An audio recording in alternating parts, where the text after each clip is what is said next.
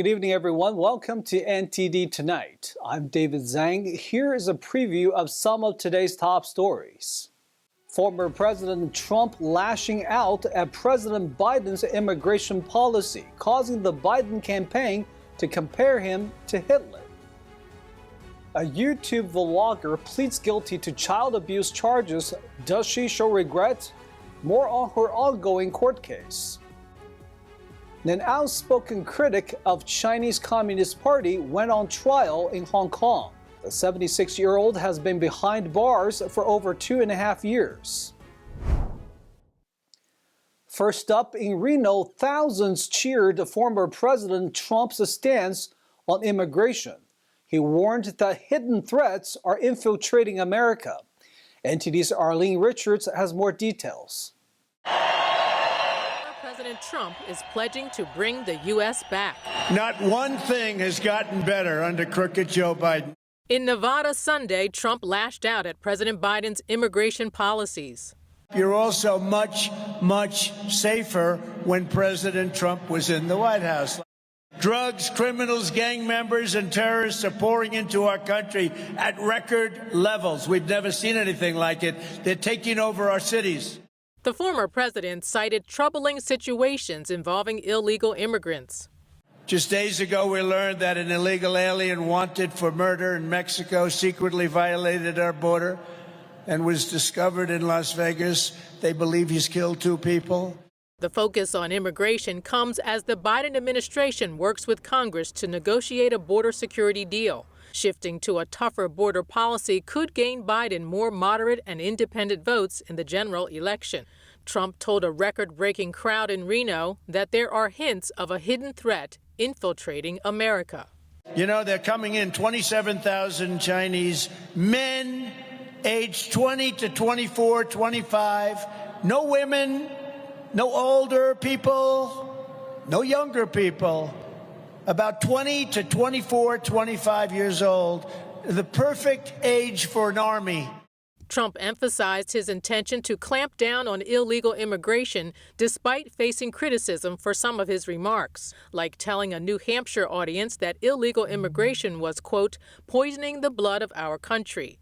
The Biden campaign said in a statement that Trump was sounding like Adolf Hitler, who advocated for pure German bloodlines. But Trump's advocates say the phrase shouldn't be taken literally. Since 2016, Trump has been reciting a song about a woman who rescues a poisonous snake. Take me in, O tender woman, take me in for heaven's sake. Take me in, O tender woman, cried the vicious snake. The snake bites the woman after she rescues him. Trump presents the poem as a cautionary tale about harboring illegal immigrants. He told the Reno audience it's a metaphor of what's going on at your border, and it's a metaphor as to what will happen in Reno, in Nevada, and all over the place. Arlene Richards, NTD News. Now let's take a look at other national headlines. The Vatican said on Monday in a landmark ruling approved by Pope Francis that Roman Catholic priests can administer blessings to same-sex couples as long as they're not part of regular church rituals or liturgies. A document from the Vatican's doctrinal office, which effectively reversed a declaration the same body had issued in 2021, said such blessings would not legitimize irregular situations, but be a sign that God welcomes all. It should in no way be confused with the sacrament of a heterosexual marriage, it added. It said priests should decide on a case-by-case basis and should not prevent or prohibit the church's closeness to people in every situation in which they might seek God's help through a simple blessing. The document marks the latest gesture of outreach to LGBTQ Catholics from the papacy. But the Roman Catholic Church maintains the position that marriage is a lifelong sacrament between a man and woman. Over to the war between Israel and Hamas. Israel forces battling Hamas said they had uncovered an unusually large concrete and iron-girded tunnel at the Gaza-Israel border, designed to transport carloads of militant fighters. The military showed reporters the exit point of the tunnel, located just 100 meters south of the checkpoint at Erez. The Erez crossing is one of the sites Hamas overran on October 7th, killing 1,200 Israelis and taking 240 others hostage. Hagari said it was the biggest tunnel Israeli forces have found near the border, without specifying whether it was used by Hamas for the October 7th attack. The tunnel shown by Hagari has shafts plunging vertically downward that he said suggested it was part of a wider network. A car plowed into a parked SUV that was guarding President Biden's motorcade last night. Police in Delaware said the driver had been charged with driving a vehicle under the influence of alcohol and inattentive driving. The accident happened in Wilmington, where the president and First Lady Joe Biden were leaving Biden's campaign headquarters. Both were unharmed. Footage shows the president walking out of the campaign headquarters and being confronted by a reporter. The reporter asked the president why he is losing to Trump in the polls, to which he responded, "You're reading the wrong polls." Immediately after that, a collision can be heard nearby. The president was escorted into another vehicle by security staff, as other agents quickly confronted the driver who crashed into the motorcade. Agents cornered the car and pulled weapons on the driver, who held his hands up. According to a witness, the Bidens returned safely to their home in Wilmington following the incident. About 58 million Americans are under flood watches from North Carolina to Maine. A storm system is marching along the eastern coast, bringing heavy rain and strong winds. It's battering the Northeast, causing power outages, bridge closures, and flooded roadways. More than 300,000 people in the region are already without electricity. The same storm drenched the Southeast over the weekend. A popular YouTube vlogger appeared in court to face child abuse charges following her arrest in August. NTD's Christina Corona has more on the update. Ruby Frank, the former family vlogger from 8 Passengers on YouTube, pleaded guilty to 4 charges of second-degree aggravated child abuse for abusing and starving 2 of her children. She entered separate guilty pleas Monday for the first 3 charges, and on the 4th one she said, "With profound regret and sorrow for my family and children, guilty." Judge John J. Walton approved the plea deal, setting the sentencing for February 20th. Walton said there won't be any argument about whether prison is the appropriate sentence, and there's an agreement about the 4 counts for running consecutive. The Utah mother of 6, along with her husband and business partner, Jody Hildebrandt, were taken into custody after their 12-year-old son escaped through a window and sought help from a neighbor, who then alerted the police. The child had duct tape on his wrists and ankles and informed investigators that Jody placed ropes on his wrist and ankles and used cayenne pepper and honey to treat the wounds. Frankie's attorneys released a statement asserting her cooperation with prosecutors and placing blame on Hildebrandt, stating, "It is our firm belief that Miss Frankie is a devoted mother who unfortunately was led astray." The YouTube channel, which generated over 2 million subscribers, has been removed. Christina Corona, NTD News. An outspoken critic of the Chinese Communist Party went on trial today. The 76-year-old businessman has been in prison for over 1,000 days, and his son calls the trial a sham. NTD's David Lam has the story. Media tycoon Jimmy Lai went on trial on Monday in a landmark case in Hong Kong. There are widespread calls for his release, including from his son, who calls the trial unjustified. It's a trial with 3 government-appointed judges, no jury. The security minister recently boasted of a 100% conviction rate, so an absolute sham. Lai founded the pro-democracy newspaper Apple Daily. He's accused of collusion with foreign forces under a draconian national security law that the CCP imposed. Lai, the most high-profile figure to be charged under this law, is one of many Hong Kongers who have lost their freedoms in recent years for involvement in the anti-CCP pro-democracy protest movement of 2019 and 2020. On Monday, Lai's lawyer argued that the sedition charge against Lai on December 28, 2021 was made after the 6-month statutory time frame after his newspaper printed its last edition, according to Hong Kong outlet RTHK. Apple Daily was forced to shut down in June 2021 after authorities raided its headquarters and arrested executives. Lai was sentenced to 13 months in prison for inciting others to participate in a banned 2020 vigil commemorating the Tiananmen Square massacre. He was also sentenced to over 5 years for breaching a lease contract. US and UK governments called for his release, calling for freedom of the press and condemning the prosecution of the media owner. Lai was also nominated for the 2023 Nobel Peace Prize. And I always go back and forth, right? Like, would I rather my father was with me instead of standing up for the freedom of others? And my conclusion is I'm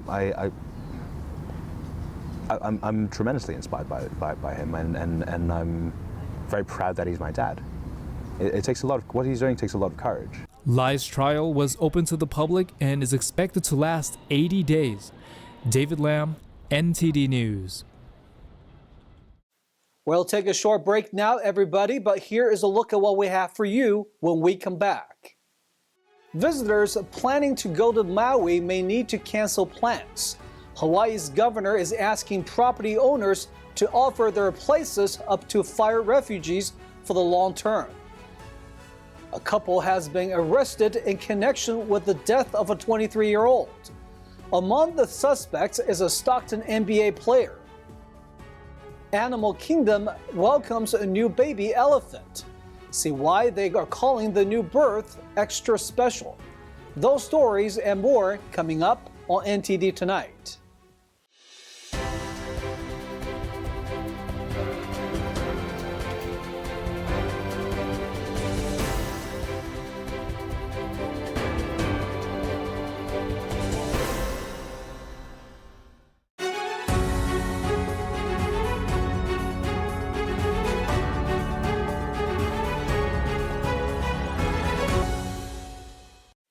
Welcome back to NTD Tonight. I'm your host, David Zhang. 4 months after the fire in Maui, locals are still struggling to find places to stay after their homes burned down. Now Hawaii's governor is asking people who normally rent out to tourists to instead rent long-term to fire refugees. NTD's Eileen Ang has more. Hawaii Governor Josh Green on Friday said he wants 3,000 condos and homes that are normally rented to Maui tourists converted to long-term housing for displaced wildfire survivors who are now living in hotels. The August 8th wildfire wiped out historic Lahaina and left a majority of residents nowhere else to go given the extreme housing shortage on Maui. It's just not okay that we don't have housing for our local people. And so I will propose a moratorium on short-term rentals through emergency rules. I'm sure we will face litigation, but I will do it if we don't get 3,000 units for our people who have been living in hotels. He aims for these measures to provide interim housing by mid-January for 2 years, while more housing is built on Maui. The lack of stable housing has been a source of stress for Lahaina residents, some of whom had to switch hotel rooms multiple times since the fire. An incentive the Maui County Council is considering is property tax relief. For a period of time, I believe it starts at 18 months, they won't have to pay any property taxes. And that could help people to the tune of thousands of dollars per month be able to afford to convert over to long-term rentals. Green said they will offer fair market value offers to the people that are renting out their properties to short-term rentals. The governor said FEMA sent letters to 13,000 short-term rental operators across Maui, informing them the agency would offer to pay them the same rent they earned during the previous year for their units. Is it expensive? Yes, it is. Is it necessary? Well, in the short term, it is also necessary because leaving people in hotels, and as of yesterday, it was 6,297 people still in hotels. It's extremely expensive, and it's difficult to live that way for much longer. Green said it is currently costing $350 to $500 a day to house one family in a hotel room, once food and services are included. According to Green, there are currently between 12,000 to 14,000 units legally rented on a short-term basis on Maui. Including illegal ones, he estimated there could be nearly 25,000. California will soon allow low-riding cruising. A new law is set to take effect in January, lifting a decades-long ban. NTD's Stephanie Sikal reports. Beginning January 1st, 2024, California will lift the decades-long ban on lowrider cruising. Governor Gavin Newsom signed Assembly Bill 436 in October, removing restrictions by reciting local authorities' power to create rules on lowrider cruising. Back in 1988, the state passed a prior law that allowed local governments to impose anti-cruising ordinances and stop vehicles with specific tire sizes or lowered heights. Assemblymember David Alvarez, the bill's author, thanked Newsom for preserving the cultural significance of cruising. Many critics relate lowriding with dangerous activities, but some owners like Paul Sandoval are trying to overcome misconceptions. He shared a story of his wife who initially associated lowriding with safety concerns and gang affiliation. Sandoval tells NTD to change her perspective, he invited her to an event where families showcased their lowriders, fostering meaningful connections. The experience shifted her views, and she began to appreciate the familial and cultural aspects of lowriding. Sandoval is optimistic that as more people experience the positive aspects of the lowrider community, stereotypes, particularly the association with gangs, will continue to fade. The resolution recognizes cruising's cultural importance, especially in Chicano communities, where it originated post-World War II. Supporters of the 1988 law claimed it boosted public safety, while critics argued it was outdated, racially based, and targeted Latinos. Stephanie Sikal, NTD News, California. A couple has been arrested in connection with the death of a 23-year-old who went missing in Las Vegas earlier this month. NTD's Christina Corona has more on the update. The Las Vegas Metropolitan Police Department said Marina Rogers was reported missing by two individuals on Thursday, December 7th, around 3:32 p.m. Rogers had a planned meeting on December 5th with 19-year-old friend Sakari Harnden, who brought her boyfriend, 27-year-old Stockton Kings NBA G League player Chance Comanche. Law enforcement suspected foul play and gathered evidence leading to the arrest of Harnden and Comanche for their involvement in Rogers' disappearance. Harnden was arrested for kidnapping, while Comanche, arrested in Sacramento, faces pending extradition on kidnapping charges. Human remains identified as Rogers were found in Henderson, leading to upgraded charges of open murder. The Stockton Kings released Comanche from the NBA G League. He has a court date in California on December 19th and is currently ineligible for bail. Christina Corona, NTD News. California regulators have voted to extend the state's only nuclear plant operation through 2030, after a long debate over whether or not to close it down. Leaders realized the state would still need to depend on its power supply as it transitions to other renewable energy sources. California energy regulators voted December 14th to keep the Diablo Canyon nuclear plant open for another 5 years, despite calls from environmental groups to shut it down. The California Public Utilities Commission agreed to extend the shutdown date for the state's last functioning nuclear power facility through 2030. The plant was previously set to close in 2025. Separately, the Federal Nuclear Regulatory Commission will consider whether to extend the plant's operating licenses. The twin reactors, located midway between Los Angeles and San Francisco, began operating in the mid-1980s. They supply up to 9% of the state's electricity on any given day. The decision to keep it open marks the latest development in a long fight over the operation and safety of the plant, which sits on a bluff above the Pacific Ocean. Governor Gavin Newsom, who once was a leading voice to close the plant, said last year that Diablo Canyon's power is needed beyond 2025 to ward off possible blackouts as California transitions to solar and other renewable energy sources.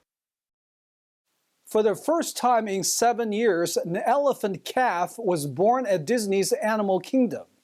The baby girl was born last week and weighs 218 pounds. NTD's Jason Blair has more.